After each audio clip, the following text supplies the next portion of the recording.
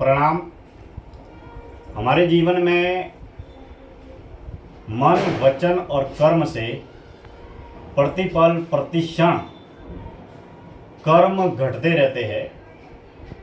कुछ कर्म बेहोशी में घटते हैं और कुछ कर्म होश में घटते हैं। अब मन के माध्यम से विचारों का अर्थात सोचने का कर्म घटता है। वचन के माध्यम से वाणी का अर्थात शब्द का बोलने का कर्म घटता है और क्रिया के माध्यम से कर्म का कर्म हमारे जीवन में घटता रहता है।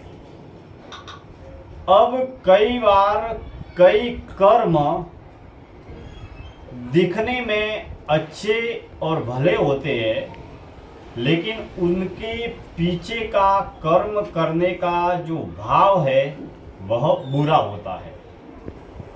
ठीक उसी तरह जीवन में कई कर्म दिखने में करने में हमें बुरे नजर आते हैं, लेकिन उन कर्मों को करने के पीछे का भाव भला होता है।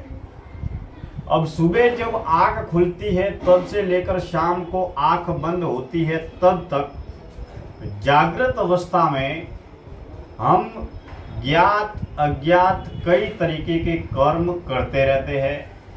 जन्म से लेकर आज तक अब तक हमने कई तरीके के कर्म घटित किए हैं।